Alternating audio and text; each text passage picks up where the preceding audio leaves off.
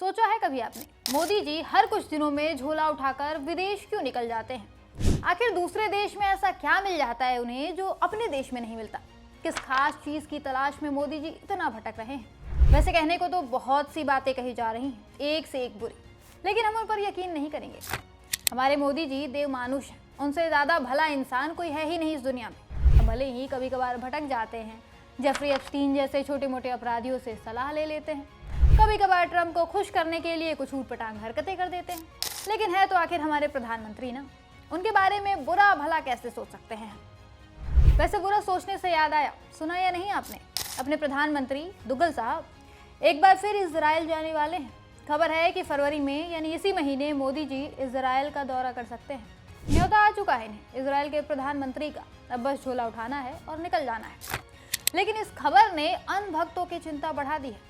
Epstein file वाले खुलासे के बाद बेचारे अंधभक्त भी नहीं चाहते कि मोदी जी अब इजराइल जाएं। एक बार तो कांड करके आए हैं, अब दोबारा पता नहीं क्या करेंगे।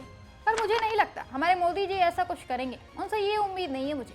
2017 में भले जो किया सो किया, जरूरी थोड़ी है हर बार करेंगे, और वैसा कुछ करने की जरूरत नहीं पड़ेगी शायद इस बार। हम तो खुश हो चुका है ना, इतना बड़ा ट्रेड डील साइन कर दिया है मोदी जी ने उसे खुश करने के लिए। अपने देश के अन्नदाताओं की किस्मत उसके हाथों में सौंप दी है, अपने व्यापारियों तक की चिंता नहीं की। इतना तो आज के समय में सगा भाई नहीं करता जितना मोदी जी ने ट्रम्प के लिए कर दिया है।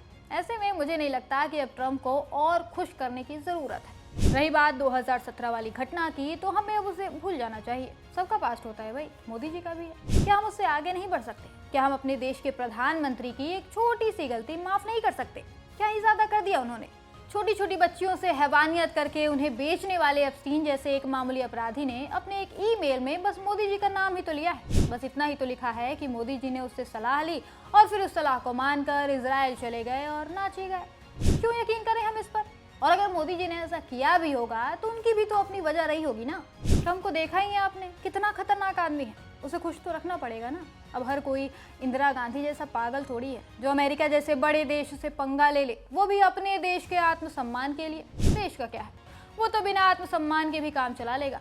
अपनी इज्जत बची रहनी चाहिए, वरना सोचिए ना क्या फायदा होगा इतने महंगे सूट बूट पहनने का, इतनी लेजर लाइट वाली रीलें बनवाने का, इतने अनभक्त बनाने का, अगर एक अपराधी की फाइल आपके सारे राज खोल दे। अब अमेरिका का मुंह बंद रखना है तो कुछ तो दाव पर लगाना ही पड़ेगा। दाव से याद आया, ये वाली खबर देखनी चाहिए आपको। मोदी जी आपके खून पसीने की कमाई को बचा बचा कर विदेश में सैर करते हैं। 2021 से 2025 तक 4 साल में सिर्फ और सिर्फ 462.58 करोड़ रुपए ही विदेशी यात्राओं पर खर्च किया है मोदी जी ने, और सिर्फ 43 देशों की यात्रा की है। अब अगर एक और इजराइल यात्रा कर लेंगे तो हमारा या आपका क्या ही जाएगा।